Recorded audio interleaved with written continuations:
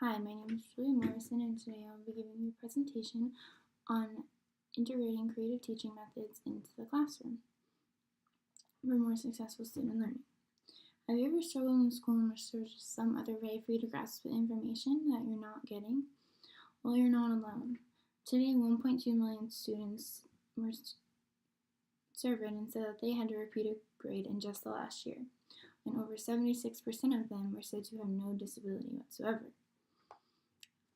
The basis of this presentation is for those who like to understand and learn information on how we can reform the education system in the United States. A lot of methods that are currently being used are not helping our students to learn in the ways that might be more suited to their needs.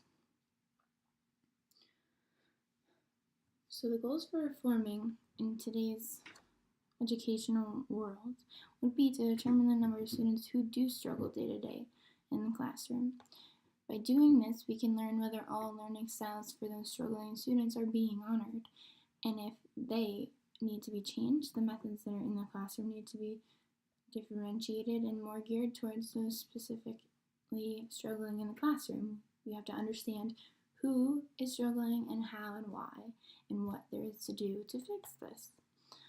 So this can help us to determine what techniques we want to bring into the classroom, whether those are new methods, new teaching techniques, and whether teachers need new trainings overall.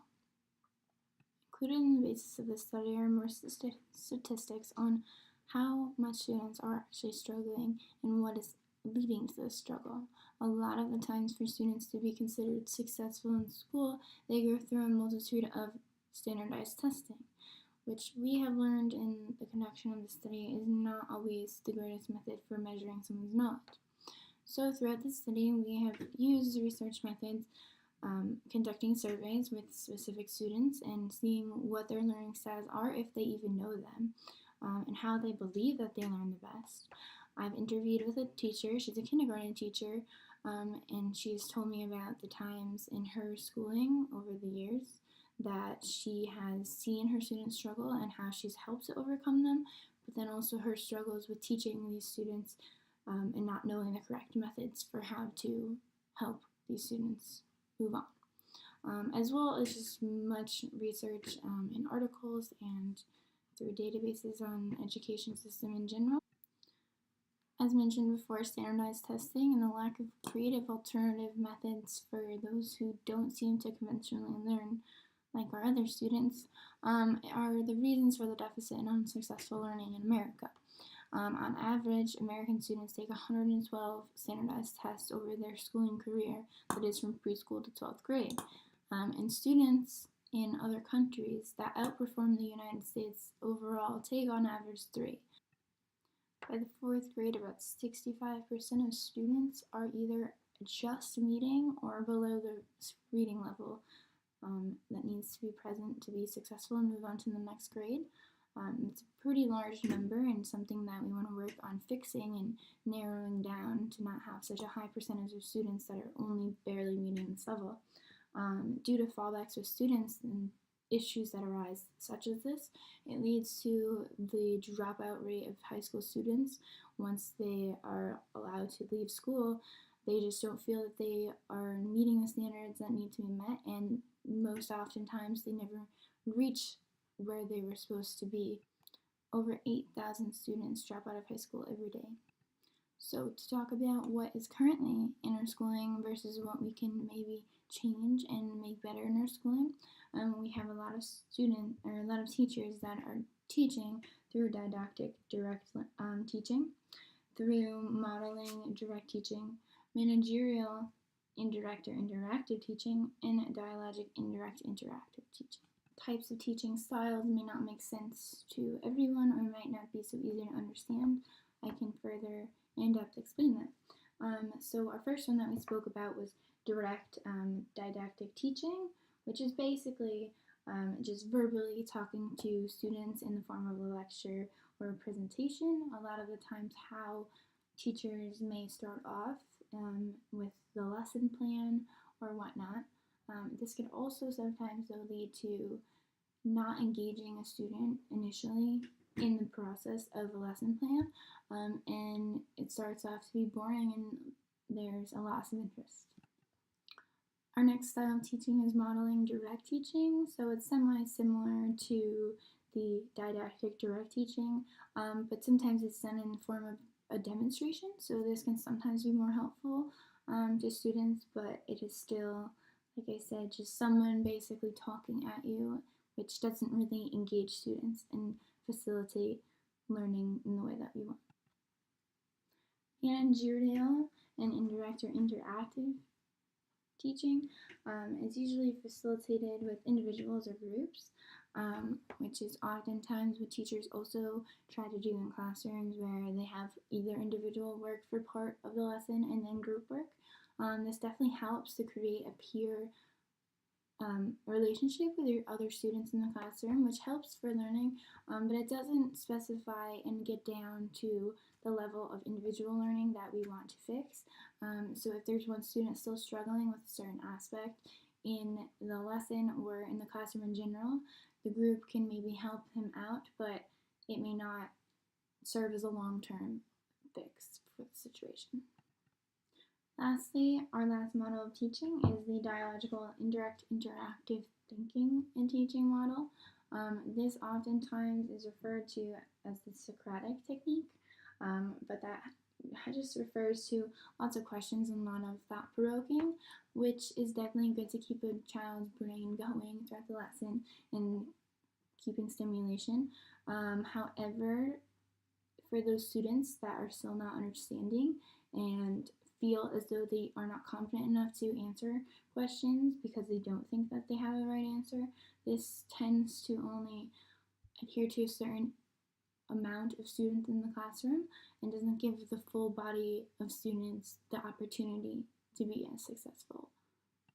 So some new techniques that were researched and found that worked from actually other countries and that were wanted to be brought back into the United States and just have not been yet into the classroom were just a handful. One of them included whole school professional development, which typically in the United States we have a day off for students where they get to go home and not have school either a half day or a full day. And the teachers themselves take this professional development and it serves as either doing workshops or hearing speeches and presentations, all these types of things. However, it's only for teachers and sometimes they're not getting the most out of it that they need to, and the students are not getting much out of it either because it's up to them, just the teacher, to basically relay back what they learned to their students. But in this method where we can involve the entire school in a professional development day, instead of having a whole day off for students, we can have them maybe even take a half day and be involved. In this method that was spoken about, the whole entire school was broken into small groups by department. So we would have basically subjects would be divided and small groups would be thus divided smaller between those. This helped to raise awareness for different lesson plans in each department, and changing around throughout each helps each student to kind of get a further insight on what the teachers are looking for and what they need to be learning to keep up to the standard to be successful. In these whole entire school professional development days, VARK is actually something that is being integrated into them, and VARK stands for Visual, Oral, Reading, Writing, and Kinesthetic Learning. These are the 4 types of styles that students typically learn in. Visual being visual learner, where if you have demonstrations, projects, anything that they can see helps them to kind of stick the information better. Oral is basically just hearing it. They learn a lot. They learn very well from hearing lectures in the first model that we talked about of current didactic learning. And then we have reading and writing, where a lot of students just need to write down or read, just see the information in front of them, what they heard, instead of just hearing it, taking it in, and that's all. And kinesthetic is basically our active involvement students that need some type of stimulation and some type of activity, or them giving a presentation, something along those lines that can get them to actively participate in the lesson. Typically, a lot of students have a cross between multiple types of these styles, so it's hard to kind of narrow it down. Each person has each one, so that's why it's very important that in this coming new age of education, we need to implement strategies that help all these types of learning styles to create the most successful students. But basically, also as a whole, the whole students being together in this professional development directly enhances learning because they are there directly, they are there themselves, and they are learning just as the teachers are. So that would help for the whole student body itself to become more successful. Another method that was researched and seems to be something that is taken for granted here in the United States is the use of arts. Using the arts is a very therapeutic method of dealing with either stress from the classroom or problem solving. It's something that induces deep noticing and practical problem solving skills, and this helps students to become more flexible in their thought process and become a more creative learner overall. So even for projects that are completely unrelated to art, they can still use the same skills that they use while making art to apply them to other skills or to other areas. Lastly, a method that can be used is treating learning as a skill and not as memorized knowledge. A lot of the times here in the United States, a lot of people and students feel as though they're being taught to test. And this is not an effective method because students go home and make either flashcards or any of their ways to study and memorize their information.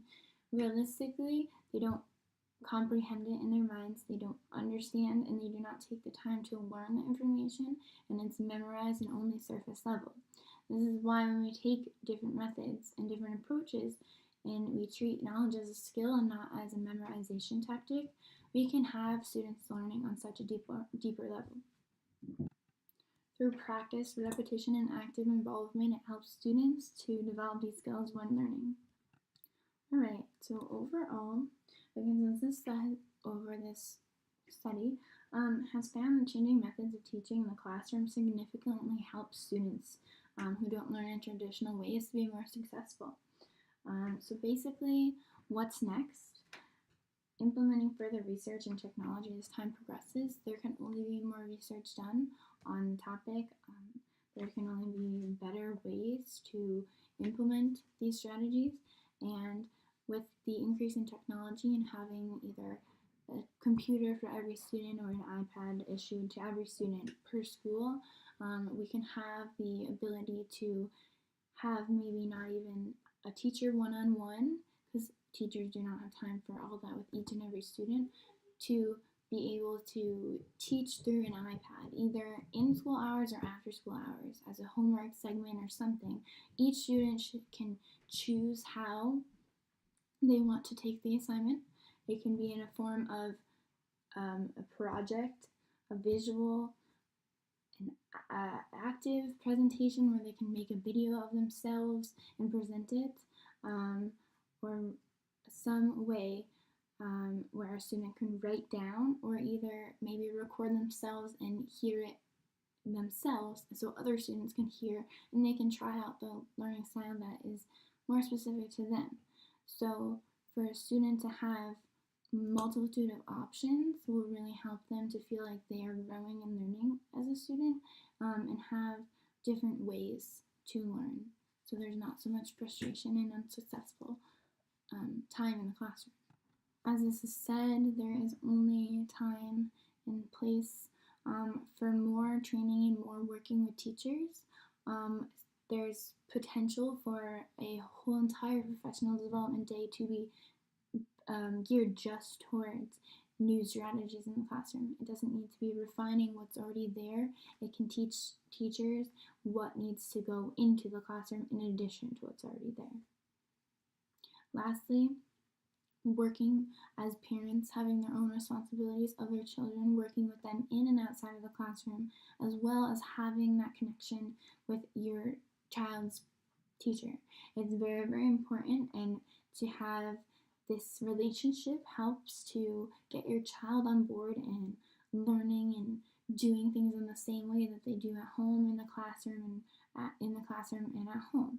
So it's really something that if we make sure we do this, it can be implemented throughout their whole life and can really help change their perspective on learning to be more successful.